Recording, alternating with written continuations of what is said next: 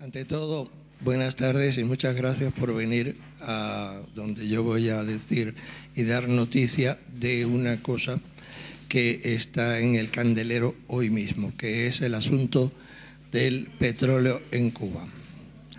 En Cuba hay petróleo, habrá más petróleo. Vamos a ver qué es lo que va a pasar y vamos a ver qué es lo que pasó, desde cuándo hay petróleo.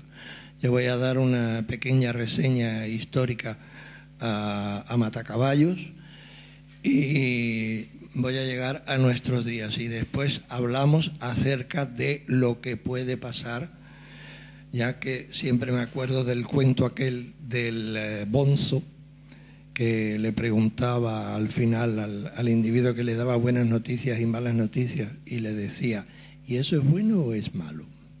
Con el petróleo pasa lo mismo. ¿Y eso es bueno o es malo? Hete aquí que empiezo la conferencia. Bien.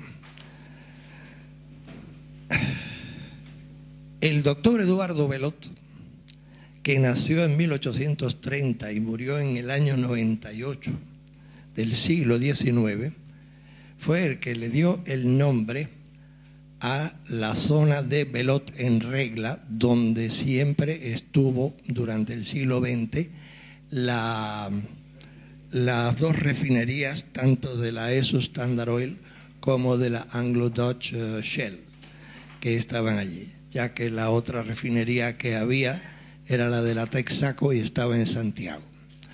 Bien, esto era una finca donde el doctor atendía a un montón de gente, etcétera, y entonces empezó a traer queroseno para el alumbrado y lo traía de Pensilvania, que en los años 50 del siglo XIX, haciendo agujeritos los americanos de Pensilvania, capital Filadelfia, empezaron a encontrar una cosa viscosa y oscura que, entre otras cosas, servía para quemar, aunque a veces olía muy mal. Nadie sabía para qué servía. Hubo que esperar aproximadamente 50 años para saber que servía para mucho. Vamos a ver para qué nos sirve a nosotros. La refinería que todos conocimos en su día, las dos, que estaban en lo que llamábamos Belot, se llamaba por el doctor, que tenía ahí una finca, pasó a llamarse con la Revolución, adoptó el nombre, o le pusieron el nombre de no de un patriota, sino de un mártir, Ñico López, lo cual no entro. En 1881, 4 pozos de petróleo que encuentran por casualidad en Motembo y en Corralillo, por las villas, y que dan nafta, que la encontraron a 300 metros de profundidad. Ya en la época de la colonia, el petróleo empezaba a servir para el alumbrado. Acordaros de que el alumbrado de la época, y La Habana tenía un alumbrado bastante bueno para la época, esto se hacía con nafta o con queroseno o con lo que llamamos nosotros luz brillante, sí, y que en España llaman mineral. La primera vez que mi tía me dijo que eso era mineral, yo dije, ¿qué mineral? No, mineral. Ah, y entonces me tuve que enterar de que los españoles dicen mineral.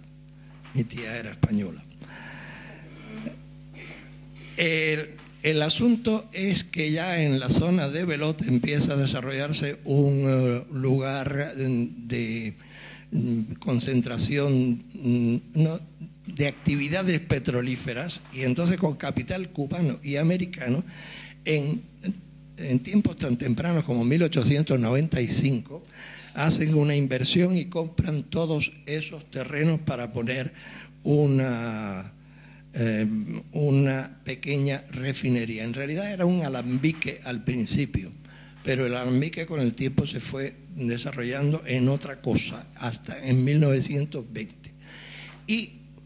Hete aquí que en 1914 en Bacuranao, que me parece que está detrás de Guanabo, sí, en la provincia de la de La Habana encuentran petróleo también de casualidad, porque el petróleo se ha sido encontrado de casualidad. Por cierto, no he dicho nada, que el petróleo es muy antiguo y que el primer país que, no que encontró, sino que le salió petróleo natural fue la Persia de la época de los aqueménidas, Ciro, Darío, Cambises, etcétera, etcétera.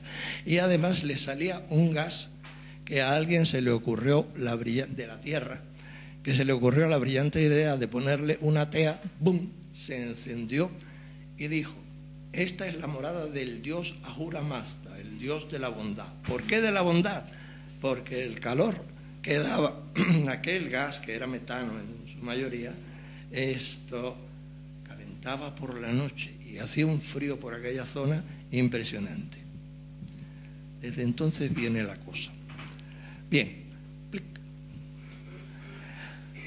El petróleo se va desarrollando poco a poco y entonces con los planes del presidente Machado, dictador después que se expulsó en el año 33, la carretera central que construyó de lado a lado, por cierto, sigue siendo válida la carretera central porque hay una más ancha que llega, me parece que hasta Santa Clara, pero de Santa Clara para allá me parece que se les acabó el dinero y entonces no pueden hacer una carretera de 8 pistas, como pretendían hacerla hasta Moa o hasta Baracoa.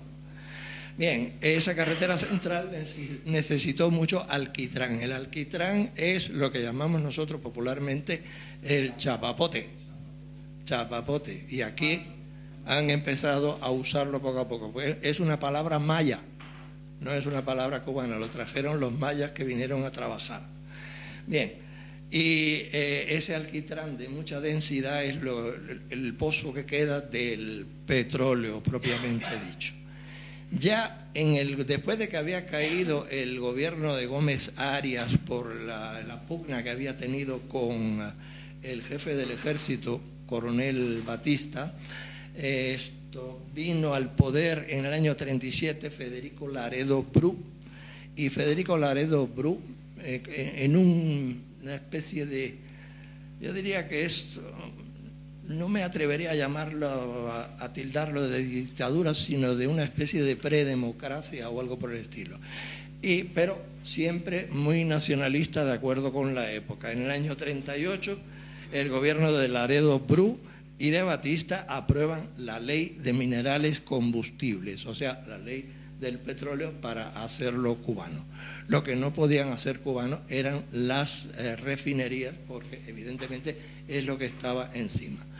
Aquel que crea que Cuba no tiene petróleo es falso. Cuba sí tiene petróleo.